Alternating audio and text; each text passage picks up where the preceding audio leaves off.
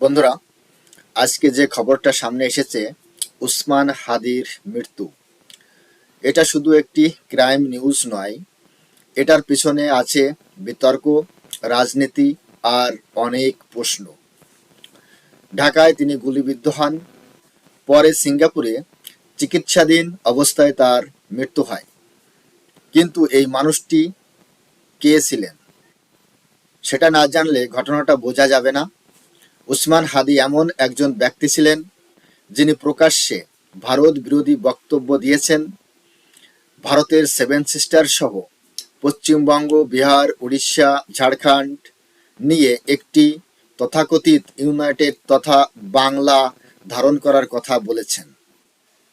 একই সাথে তিনি বারবার বাংলাদেশের ক্ষমতাসীন আওয়ামী লীগকেও টার্গেট করেছেন। এখন প্রশ্ন হলো, একজন মানুষ যখন একসাথে একটি দেশের সার্বভৌমত্বের কথা তোলে, সার্বভৌমত্বের উপর আঘাত হানে, সার্বভৌমত্বের বিরোধিতা করে, আবার নিজের দেশের ক্ষমতাসীন রাজনীতিকে চ্যালেঞ্জ করে, তখন সে কি স্বাভাবিকভাবেই ঝুঁকির মধ্যে পড়ে যায়? আমি এখানে ভারত থেকে একজন ভারতীয় নাগরিক হিসেবে কোনো সিদ্ধান্ত দেব না, কোনো পক্ষও নেব না। আমি শুধু কিছু প্রশ্ন তুলব। আমি উত্তম, আর আপনারা দেখছেন উত্তম রিয়াকশন। চলুন শান্তভাবে পুরো বিষয়টা দেখি।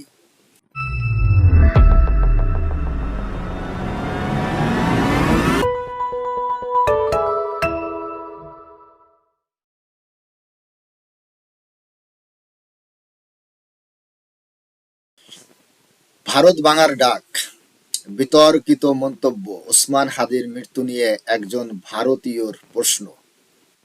তাহলে প্রশ্ন আসে, ওসমান হাদি কেন গুলিবিদ্ধ হলেন? যে তথ্যগুলো প্রকাশ্যে এসেছে বা আলোচনায় এসেছে, তাতে ওসমান হাদি একজন সাধারণ ব্যক্তি ছিলেন না। তার বিরুদ্ধে অভিযোগ ছিল তিনি প্রকাশ্যে ভারত বিরোধী বক্তব্য দিতেন। ভারতের সেভেন সিস্টার পশ্চিমবঙ্গ, বিহার, উড়িষ্যা, ঝাড়খণ্ড নিয়ে একটি তথাকথিত ইউনাইটেড বাংলা তৈরি করার ডাক দিয়েছিলেন। এছাড়াও তিনি নিয়মিতভাবে আওয়ামী লীগকে টার্গেট করে মন্তব্য দিতেন, যা বাংলাদেশের ভেতরেও তাকে বিতর্কিত করে তোলে। এখন বাস্তবতা হলো, এ ধরনের বক্তব্য ভারতের জন্য সরাসরি সংবেদনশীল, আবার বাংলাদেশের রাজনীতিতেও ঝুঁকিপূর্ণ ও উত্তেজনাপূর্ণ। এই অবস্থায় প্রশ্ন ওঠে, এত শক্ত অবস্থান নেওয়ার ফলে কি তিনি একাধিক পক্ষের বিরাগভাজন হয়েছিলেন? তার বক্তব্য কি তাকে নিরাপত্তার ঝুঁকিতে ফেলেছিল? এগুলো এখনো তদন্তের বিষয়। কিন্তু এটুকু বলা যায়, যখন কেউ রাষ্ট্রের সীমানা, সার্বভৌমত্ব বা ক্ষমতাসীন রাজনৈতিক শক্তিকে একসাথে চ্যালেঞ্জ করে, তখন ব্যক্তি সেই ব্যক্তি স্বাভাবিকভাবেই সংঘাতের কেন্দ্রবিন্দুতে চলে আসে। এখানেই তার গুলিবিদ্ধ হওয়ার ঘটনাকে শুধু হঠাৎ সহিংসতা বলে এড়িয়ে যাওয়া কঠিন হয়ে পড়ে। আমি আবারও বলছি, এই সব বিষয় অভিযোগ ও আলোচনার ভিত্তিতে বলা, চূড়ান্ত সত্য নির্ভর করবে নিরপেক্ষ তদন্তের উপর। উসমান হাদি ভারতের জন্য তো বিতর্কিত হয়েই উঠেছিলেন। বাংলাদেশের ক্ষমতাসীন আওয়ামী লীগের রাজনীতিকে চ্যালেঞ্জ করেছে, বাংলাদেশের বিভিন্ন রাজনৈতিক দলকে চ্যালেঞ্জ করেছে, এবং বাংলাদেশের যে আওয়ামী লীগ সমর্থন রয়েছে তাদের বিরুদ্ধে দাঁড়িয়েছিলেন।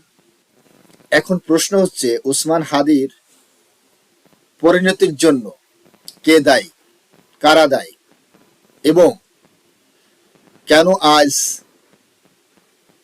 অসময়ে তাকে চলে যেতে হলো এই পৃথিবী থেকে? বাংলাদেশের এই ছাত্র সমাজ,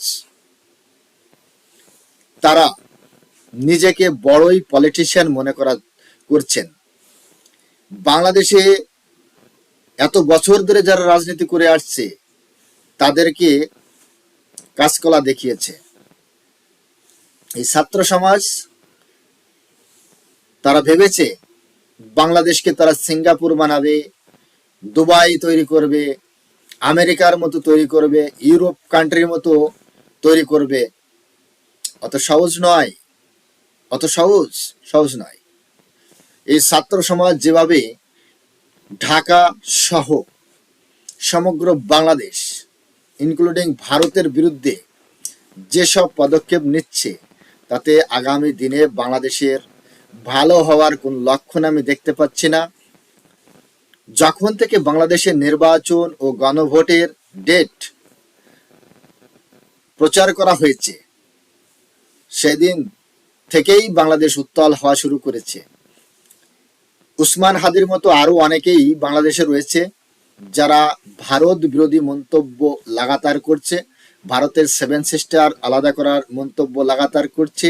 হাসনাত আবদুল্লাহ 16 ডিসেম্বর শহীদ বেদিতে দাঁড়িয়ে 7 সিস্টার আলাদা করার হুমকি দিয়েছে। ভারতের ভূখণ্ডের উপর আঘাত আনার যে মন্তব্য বর্তমান সময় বাংলাদেশের মধ্যে চলছে, সেটা আদেও কিন্তু ঠিক হচ্ছে না বাংলাদেশের জন্য। ইনফ্যাক্ট ভারত দেখছে, ভারত ভাবছে, ভারত সময় মতো তার রেসপন্স অবশ্যই দেবে। এটা আমাদের ভারত সরকারের প্রতি বিশ্বাস আছে। প্রথম কথা হচ্ছে, বাংলাদেশ যতই এই লাফালাফি করুক না কেন, ছাত্র সমাজ যতই বাংলাদেশের ভিতরেই আন্দোলন শুরু করুক না কেন, তাতে বাংলাদেশের ভালো হবে না, বরং ক্ষতিই হবে বেশিরভাগ। এরকম উইকেট একটার পর একটা পড়তে থাকবে। আগামী দিনে আমরা হয়তো সেটাও দেখতে পাব। আমরা ভারতের কোনো ব্যক্তি বাংলাদেশে অশান্তি হোক, এটা আমরা চাই না। বাংলাদেশের সাধারণ জনগণ থেকে শুরু করে, রাজনৈতিক পলিটিশিয়ান থেকে শুরু করে, ছাত্র জনতার মধ্য থেকে কারোর মৃত্যু হোক, এটাও আমরা কাম্য করি না। কিন্তু ওই যে কথায় আছে না, পিপিলিকার পাখা গজায় মরিবার তরে, পিপিলিকার পাখা গজায় মরিবার তরে। বাংলাদেশের অবস্থা, বাংলাদেশের ছাত্র জনতার অবস্থা এখন সেই পিপিলিকার মতো। ভারতের মতো একটা শক্তিশালী দেশকে তোমরা টার্গেট করছো, এটা কিন্তু আদৌ ঠিক হচ্ছে না, অন্তত বাংলাদেশের জন্য তো নাই। তো বন্ধুরা, আজকের এই ভিডিও সম্পর্কে আপনাদের কি মতামত সেটা কমেন্ট সেকশনে লিখে অবশ্যই জানাবেন। আর হাদির মৃত্যুর জন্য কারা দায়ী, কে দায়ী, সেসব কমেন্ট সেকশন লিখে অবশ্যই জানাতে পারেন। আপনাদের মতামত অবশ্যই জানাতে পারেন। আর ভিডিওটা লাইক করবেন, শেয়ার করে আপনার বন্ধুদের দেখার সুযোগ করে দিতে পারেন। সবাই ভালো থাকুন, সুস্থ থাকুন, দেখা হচ্ছে পরবর্তী ভিডিওতে। ততক্ষণ সবাইকে নমস্কার, জয় হিন্দ, বন্দে মাতরম।